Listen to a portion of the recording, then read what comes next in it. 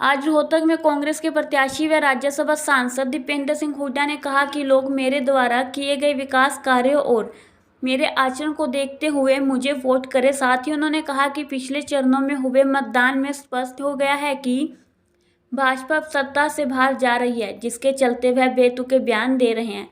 उन्होंने कहा कि रोहतक में भी गुरुग्राम और नोएडा की तर्ज पर भी खास कार्य होंगे ताकि युवाओं के भविष्य को सुरक्षित किया जा सके। दीपेंद्र सिंह हुड्डा ने 2 दिन पहले रोहतक में आए केंद्रीय रक्षा मंत्री राजनाथ सिंह और मुख्यमंत्री नायब सिंह सैनी द्वारा उन पर निशाना साधने पर भी प्रतिक्रिया देते हुए कहा कि राजनाथ सिंह और मुख्यमंत्री नायब सैनी हम पर निशाना साधने की बजाय भाजपा पर किए गए कामों के बारे में बताए। गौरतलब है कि दीपेंद्र सिंह हुड्डा और भूपेंद्र सिंह हुड्डा दोनों नेता एक निजी बैंक्वेट हॉल में लोगों से रूबरू हो रहे थे।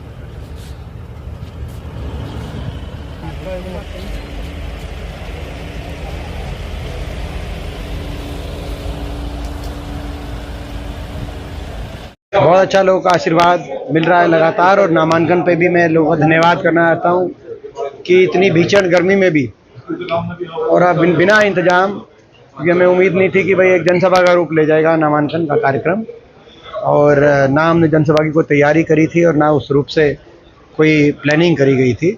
लेकिन उसके बावजूद जो इतनी बड़ी संख्या में लोग उमड़ के आए और जो इससे उन्होंने आशीर्वाद दिया, मैं सभी लोगों का धन्यवाद करता हूं। और ये संकेत है कि रोहतक लोकसभा क्षेत्र में बड़े बहुमत से हम जीतेंगे। हरियाणा में भी बदलाव की तरफ हरियाणा बढ़ चुका है। लेकिन वो नरेंद्र मोदी ये कह रहे हैं कि भाई अपने भाषण में कि जो कांग्रेस सरकार आई तो आपके गहने, मंगलसूत्र और आपकी भैंस तक ले जाएंगे।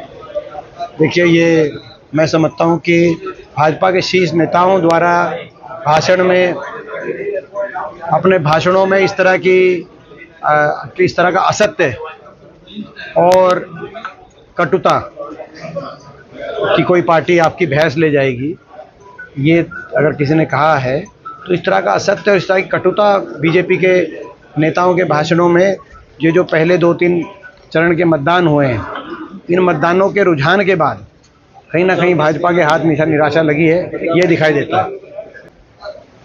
गुड़गांव और नोएडा के बराबर स्तर का विकास रोहतक में हो, ये बात सोच के ही हमारी सरकार के समय एक विकास की नींव डालने का काम हुआ था रोहतक में, जब सारे विपक्षी और दूसरे दल ये आरोप लगाते थे कि रोहतक में ज़्यादा काम हो रहा है। और रोहतक में ज़्यादा काम नहीं का अर्थ नहीं है, दिल्ली के साथ सटा हुआ क्षेत्र है रोहतक लोकसभा क्षेत्र, तो यहाँ पे भी उसी स्तर पे विकास हो जैसे नोएडा गुड़गांव में। इसीलिए हम लोगों ने उस समय एक जो है यहाँ पर एक प्रयास किए थे, और अब भी हम आगे संकल्प लेते हैं, यहाँ लोगों के आशीर्वाद से मौका मिलेगा तो आने वाले समय में गुड़गांव के स्तर पर, नोएडा के स्तर पर रोहतक को विकास के मामले में लेके आया जाएगा, ताकि हमारी नेक्स्ट जनरेशन को, अगली पीढ़ी को हम अच्छा भविष्य अपने रोहतक में ही देख पाएं। नामांकन के दिन मुख्यमंत्री यहाँ पर थे, अरविंद शर्मा, राजनाथ सिंह नहीं थे, तमाम उन्होंने कांग्रेस को निशाना साधा।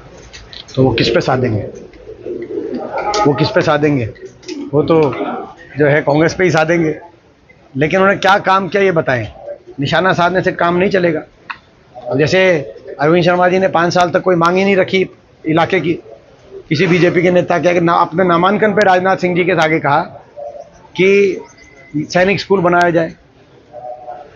अब इनसे क्या उम्मीद रखी जाए? कौन सैनिक स्कूल? इन्होंने तो सैनिकों को ही अग्निवीर बना दिया। अग्निवीर स्कूल बनाया जाए ये मांग करते तो हम समझ सकते थे।